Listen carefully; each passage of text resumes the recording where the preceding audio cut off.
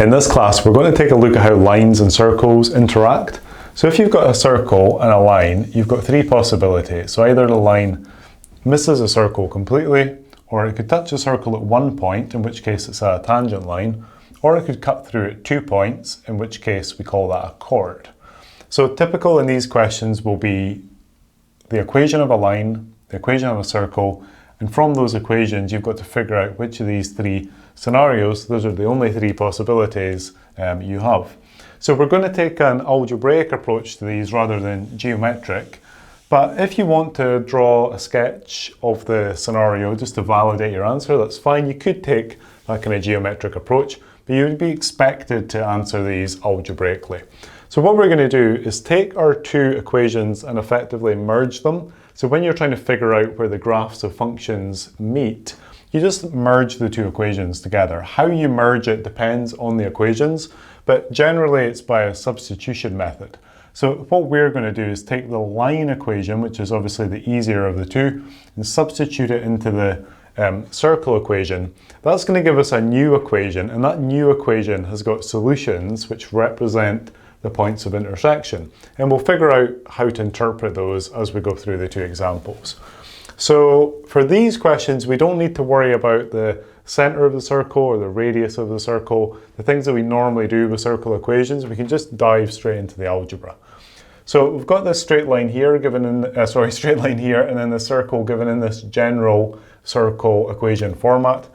We're saying that y equals 3x minus 5, so those two things are the same. What we're going to do is replace all the y terms in the circle with 3x minus 5. That is the substitution, that is the merging of the two equations together. By doing that, we're going to get a new equation, and we'll chat about that in a second.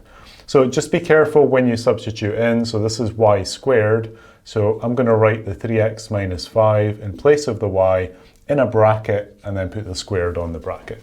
So plus 2x minus 4 times y, so it's 4 times 3x minus 5, minus 5 equals 0. So it's a little ugly. You've got quite a lot of algebraic terms to deal with. So you just got to take your time with these. This is quite typical of this question, just because these equations are quite long. So just be very careful checking it term by term. We're going to expand out that bracket. You might want to write that bracket out twice if you're not particularly comfortable with multiplying out brackets. Otherwise, just go straight into it. So you would get a 9x squared. You would get 2 minus 15x's, which becomes minus 30x when you merge them. You're going to get a plus 25. Okay, plus 2x, and multiplying out the second bracket. Oh, so a lot of terms to gather together on the next line. So it's quite a messy looking thing. So gathering together the x squared terms, we get 10x squared. Just checking for the x terms, we've got one here, here, and here. So this would be minus 42, plus 2 is minus 40. So that looks pretty good so far, because we've got these nice, neat numbers to work with. That's kind of what you would hope for or expect in this question. Checking the number terms, 25 plus 20 is 45, minus 5 is plus 40. So that's great. So we've managed to get these nice, neat numbers. We've noticed that we've now got a quadratic equation. So these will always be quadratic equations. That's because we're looking for a maximum of two solutions. So this equation here represents how many times, how many points, and the points at which the line and the circle meet. So it's one of these three scenarios. The most number of points of intersection you can have is 2. Then you've got 1 for the tangent line and 0 where the line misses the circle. If this equation has got no solutions, then we've got this scenario. If it's got one solution, which is possible for a quadratic equation, it's that one. If it's got two unique solutions, then it would be the case where we've got a chord. So we're going to basically try and solve this equation. We're going to do that by, first of all, tidying it up by dividing through by 10, just to make the algebra a little easier. There's a couple of approaches you can take at this point. It depends how the question has been asked. If you're trying to just prove which of these scenarios you've got, and not necessarily find the points of intersection if they do intersect, then you could use the discriminant. If you're familiar with the discriminant for quadratic equations, that will tell you whether you've got 0, 1, or 2 solutions. If, however, you need to find the points of intersection, then the discriminant's not going to help because it only tells you how many solutions, not the actual solutions themselves. I'm going to go ahead actually and just factorize this one and solve it. By solving it, we get the number of solutions anyway, so it's up to you which method you want to use. Either use the discriminant to get the number of solutions or try and solve it. If you try and solve it and it doesn't solve by factorizing, that doesn't mean that it doesn't have solutions. So if this does not factorize, I would still need to use the discriminant to check for non-factorizable solutions. So 2 and a 2, we need a minus and a minus. So notice that we've got two solutions, but they're the same. So we can just write that as one solution, x equals 2. Only got one solution. That tells us we're in this scenario here. So in other words, that line is a tangent line to that circle. We could just quickly check it with the discriminant. So going back to here, using the discriminant, our a value would be 1, our b value is -4, and our c value is +4. So remember, for your discriminant for quadratic equations is b squared minus 4ac. So that's going to be -4 squared, which is 16, minus 4 times 1 times 4. That comes out to be 16 minus 16, which is 0. The 0 for the discriminant tells you one solution to the equation. So this equation's got one solution, but this equation represents how many times the line and the circle meet. So that validates the tangent line to the circle. So quite a lot of algebra to do in these questions. They're not particularly difficult, but it's very easy to make mistakes in here. So you've got to be quite clinical with your algebra, just making sure you're keeping track of it very carefully.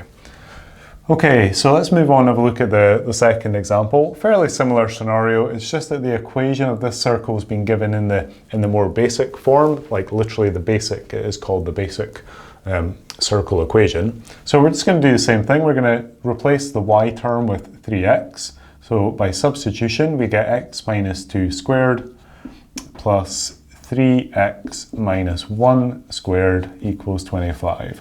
So we've effectively eliminated the y from the equation. That gives us an equation in x. It's going to be a quadratic equation. It is at this point, but it's not obviously. We need to tidy it up a little first. So multiplying out the brackets again, write out the brackets twice if you need to do that. This one would give you an x squared, a minus 2x, another minus 2x to give you a minus 4x, and then a plus 4. Same with the second one, just be really careful multiplying out your brackets. This one would give you a minus 6x and a plus 1, and that equals 25.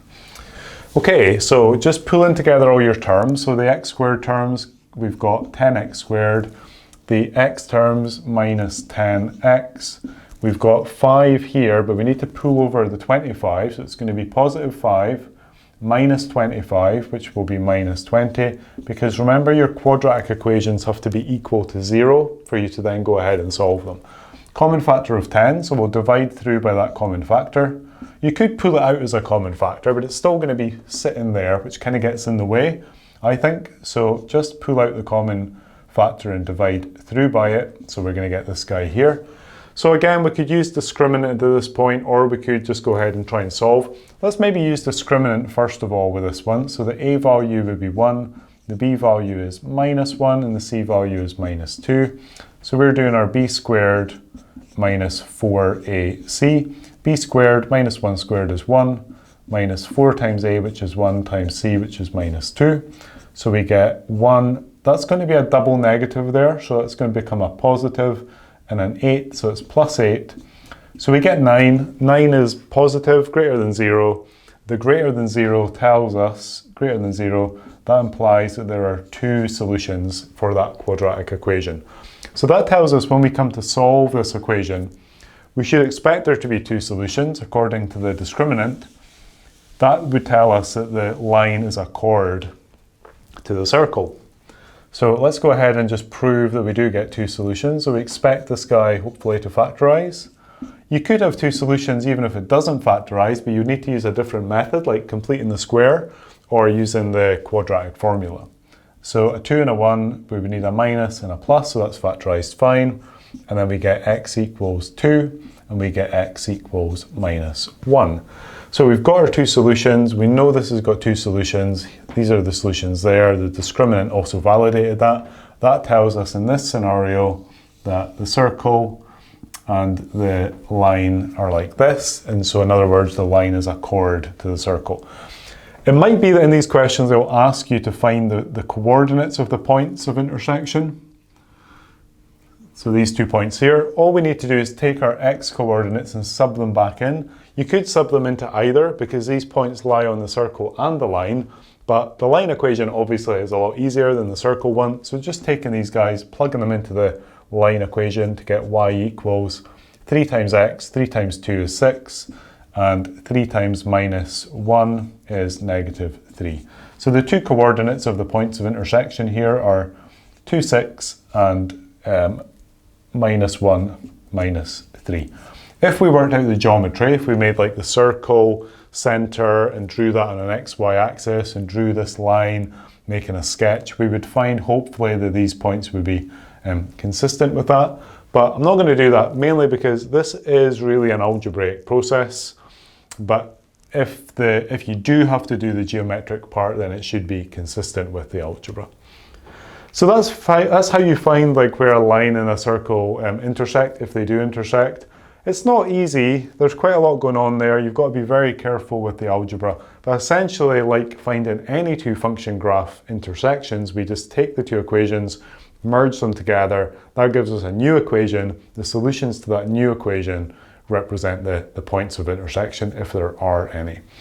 Definitely get into the habit of using the discriminant with these. That's a really good tool to pull in. Sometimes you'll need to use the discriminant. So for example, if this guy does not factorize, that doesn't mean there aren't any solutions. It just means you can't find the solutions by factorizing. So be very careful with that. A lot of students will look at this, decide that it doesn't factorize, and therefore decide that's got no solutions, which might not necessarily be the case. So yeah, check out a few practice questions on this topic.